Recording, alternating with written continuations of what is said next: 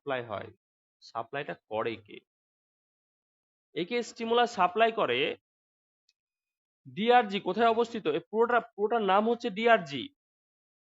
পুরোটাকে কিন্তু আমরা বলি ডিআরজি। এই পুরোটাকে কিন্তু আমরা ডিআরজি বলি। তাহলে এই ডিআরজিটা লোকেটেড কোথায়? Dorsal respiratory group centre. তবে এটা ডরসাল রিজিয়ানে। ডরসাল রিজিয়ানে ডিআরজির পাশে আরেকটা সেন্টার থাকে, সেই সেন্টারটাকে আমরা বলি নিউক্লিয়াস অফ ট্র্যাক্টাস সলিটেরিয়াস। বলা হয় নিউক্লিয়াস অফ ট্র্যাক্টাস সলিটেরিয়াস, নিউক্লিয়াস এনটিএস। এই নিউক্লিয়াস অফ ট্র্যাক্টাস সলিটেরিয়াস থেকে কন্টিনিউয়াস একটা স্টিমুলাস সাপ্লাই হয় আই নিউরনে, এবং এখানে আই নিউরনে ইম্পালস, পজিটিভ ইম্পালস, এখান থেকে গ্লুটামেট রিলিজ হয়। গ্লুটামেট পজিটিভ ইম্পালস সাপ্লাই হওয়ার জন্য আই নিউরন থেকে কন্টিনিউয়াস স্টিমুলাসটা তৈরি হয়। তাহলে বক্তব্য হচ্ছে আই নিউরনে কন্টিনিউয়াস স্টিমুলাস তৈরি হয় কেন? আই নিউরন তো অটো রিদমিক পাওয়ার নেই বা অটো জেনারেটিং পাওয়ার নেই, এটা আমাদের পেসমেকার সেল নয়। তাহলে আই নিউরনের স্টিমুলাস তৈরি হয় কি করে? আই নিউরনকে কন্টিনিউয়াস স্টিমুলাস সাপ্লাই করা হয়। সাপ্লাই করে কে? Nucleus of ট্র্যাক্টাস সলিটেরিয়াস। বক্তব্য হচ্ছে নিউক্লিয়াস অফ ট্র্যাক্টাস সলিটেরিয়াস স্টিমুলাস কোথায় পেলো? এর কি অটো রিদমিক পাওয়ার আছে? এরও অটো রিদমিক পাওয়ার না, বা এরও অটো জেনারেটিং পাওয়ার নেই, এও পেসমেকার সেল ক্যারি করে না। কারণ আমরা জানি উইদাউট পেসমেকার সেল কোনো সেল আমার কোনো স্টিমুলাস, অটো স্টিমুলাস ক্রিয়েট করতে পারে না, একমাত্র পেসমেকার সেল ছাড়া, যেটা হার্টের এসএ নোড আর আমাদের ইন্টেস্টাইনাল ক্যাজাল সেলে থাকে। তাহলে এখানে স্টিমুলাস সাপ্লাই করে কে? নিউক্লিয়াস অফ ট্র্যাক্টাস সলিটেরিয়াস থেকে পজিটিভ স্টিমুলাস কন্টিনিউ সাপ্লাই হয় কিভাবে? পেরিফেরাল কেমো রিসেপ্টর থেকে স্টিমুলাস সাপ্লাই হয়। পেরিফেরাল কেমো রিসেপ্টর মানে, এটা আমরা এর আগে হয়তো দেখেছি, যারা তো মনে পড়ছে কিনা। আমাদের হার্টের ছবি আবার আগের দিন এঁকেছিলাম, আবার আঁকতে হচ্ছে।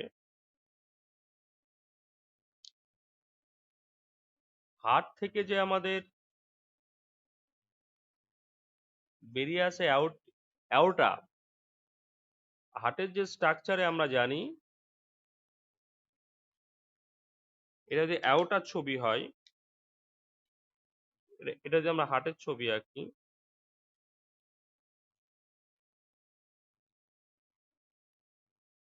হার্টের ধরলাম এটা হচ্ছে আমাদের লেফট ভেন্ট্রিকেল। লেফট ভেন্ট্রিকেল থেকে দেখা গেল অ্যাওর্টা বেরিয়ে আসছে। অ্যাওর্টা বেরিয়ে আসার সময় অ্যাওর্টা থেকে দুখানা আর্টারি রিলিজ হয় আমার উপরে ব্রেনের দিকে। সেই আর্টারি গুলোকে আমরা কি বলি? অ্যাওর্টা থেকে যে আর্টারি গুলো রিলিজ হয় সেই আর্টারি গুলোকে আমরা বলি ক্যারোটিড আর্টারি। এগুলো তো ওকে পড়িয়েছিলাম, জানি না মনে আছে কিনা। ক্যারোটিড আর্টারি থেকে একটু পরে গিয়ে এর আবার দুটো ব্রাঞ্চ হয়ে যায়। কি ব্রাঞ্চ হয়? একটাকে বলা হয় ইন্টারনাল ক্যারোটিড আর্টারি, একটাকে বলা হয় এক্সটার্নাল ক্যারোটিড আর্টারি। দুটোই হচ্ছে ক্যারোটিড আর্টারি। একটু পরে গিয়ে এরা ব্রাঞ্চ হয়ে যাচ্ছে।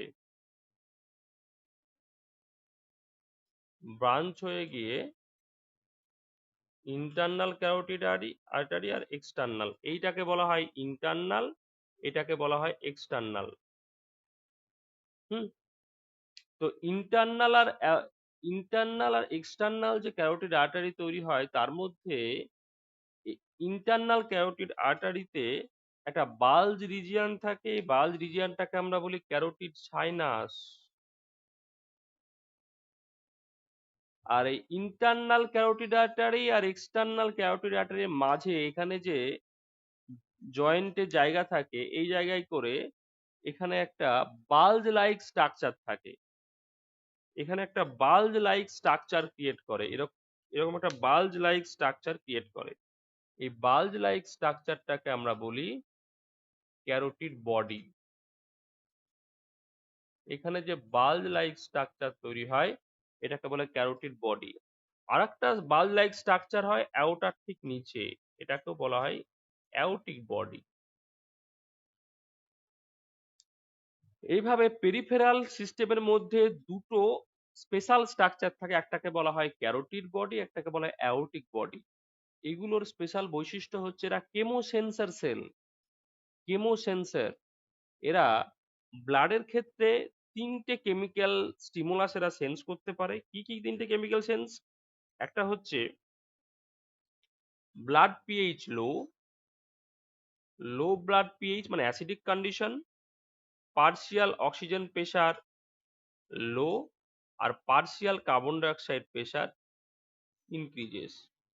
এই তিনটে কেমিক্যাল স্টিমুলাসকে এরা সেন্স করতে পারে।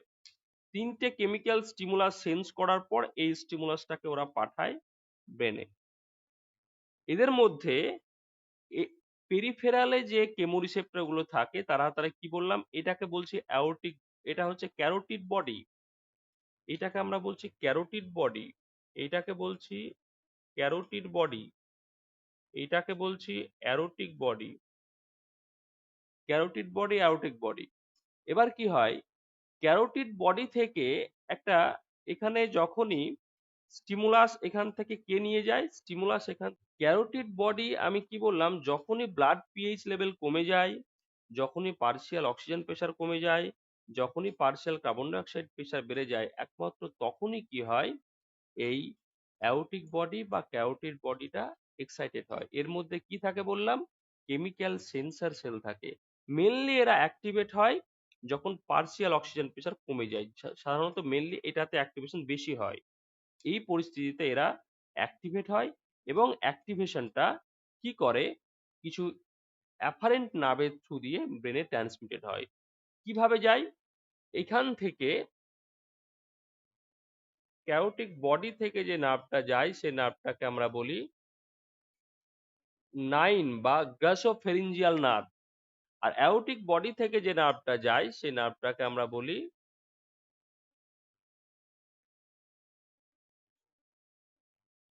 ভেগাল নার্ভ, ভেগাস বা টেন নার্ভ।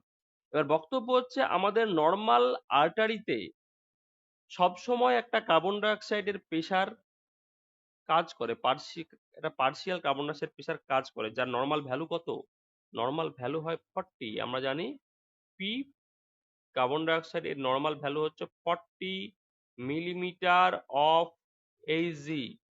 তাহলে 40 মিলিমিটার অফ এইচজির জন্য, আমাদের পেরিফেরাল সার্কুলেশনে 40 মিলিমিটার অফ এইচজির জন্য সব সময় কন্টিনিউয়াস একটা স্টিমুলাস সাপ্লাই করে ক্যারোটিড আর অ্যাওর্টিক বডি। কোথায়, নিউক্লিয়াস অফ ট্র্যাক্টাস সলিটারিয়াসে কন্টিনিউয়াস একটা মিনিমাম স্টিমুলাস সাপ্লাই করে। এই মিনিমাম স্টিমুলাসের জন্যই আয়োনিউরনটা কন্টিনিউ অ্যাক্টিভেট হয়। আর আয়োনিউরনটা কন্টিনিউ অ্যাক্টিভেট হওয়ার জন্য আমার এখান থেকে আমার রিদমিক ইম্পালস তৈরি হয় এবং যার জন্য ইন্সপিরেশনটা স্টার্ট হয়। এটাকে আমরা বলি কোয়াইট ইন্সপিরেশন। এটুকু বোঝাতে পারলাম?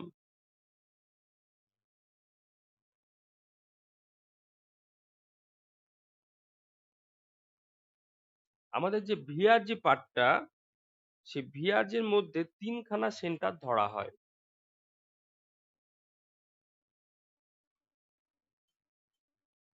ধরলাম এটা ভিআরজি,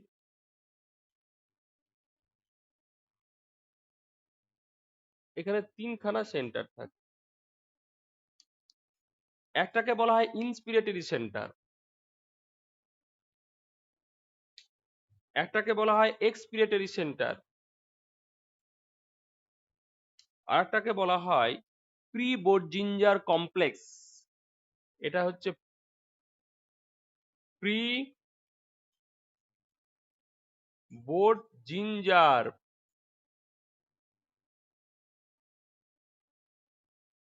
কমপ্লেক্স। তাহলে ভিআরজিতে তিনখানা সেন্টার থাকে। আমরা বলেছিলাম ভিআরজির আই আর ই যে সেন্টার, এরা কোয়াইট রেসপিরেশনে কোনো রকম পার্টিসিপেট করে না।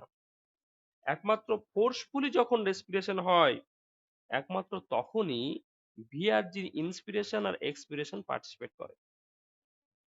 কিন্তু ভিআরজির আর একটা পার্ট থাকে প্রি বোর্জিঞ্জার কমপ্লেক্স। আমি এখনো বলছি এটা এখনো হাইপোথেসিস, ঠিক আছে। প্রি বোর্জিঞ্জার কমপ্লেক্স এমন একটা রিজিয়ানকে আইডেন্টিফাই করা গেছে যে রিজিয়ানটায় অটো রিদমিক পাওয়ার আছে। বা অটো জেনারেটিং পাওয়ার আছে, স্টিমুলাস অটো জেনারেটিং পাওয়ার আছে, যে পেসমেকার সেল ক্যারি করে। এখানে সব সময় অটো স্টিমুলাস তৈরি হয়, এখানে পেসমেকার সেলে ক্যারি করে। এখান থেকে যে অটো স্টিমুলাস তৈরি হয়, অটো জেনারেটিং যে পাওয়ার আছে প্রিবোর্ড জিঞ্জার সেল ইন কোথায় বললাম হিয়ারজি। এই স্টিমুলাসটা কি হয়, এখান থেকে স্টিমুলাস তৈরি হয়ে সেটা কন্টিনিউয়াস, এটা সাপ্লাই হয় কোথায়, এর মধ্যে দিয়ে সাপ্লাই হয়। মানে আমার এখানে যে ইম্পালসটা যায়, সেই ইম্পালসটাও কিন্তু আমার ইন্সপিরেটরি ইম্পালস। তাহলে ইন্সপিরেটরি যে ইম্পালসটা এখানে তৈরি হচ্ছে আমাদের কোয়াইট রেসপিরেশনের জন্য রিকোয়ারিং যে ইন্সপিরেটরি স্টিমুলাস, সেই ইন্সপিরেটরি স্টিমুলাসটা কিন্তু one type of hybrid stimulus, hybrid, যেখানে দুটো স্টিমুলাস কম্বাইন্ড হয়ে তৈরি হয়। একটা হচ্ছে অটো জেনারেটিং স্টিমুলাস ফ্রম প্রিবোর্ড জিঞ্জার কমপ্লেক্স, আর একটা হচ্ছে নিউরাল ট্রান্সমিটেড স্টিমুলাস, আর একটা হচ্ছে এটা হচ্ছে neural transmitted stimulus. Neural transmitted স্টিমুলাসটা আসছে কোথা থেকে, পেরিফেরাল নার্ভাস সিস্টেম থেকে। তাহলে নিউরাল ট্রান্সমিটেড স্টিমুলাস আর অটো জেনারেটিং স্টিমুলাস, এই দুটো স্টিমুলাসের হাইব্রিড যে ফরমেশন, সেটাই হচ্ছে ইন্সপিরেটরি স্টিমুলাস।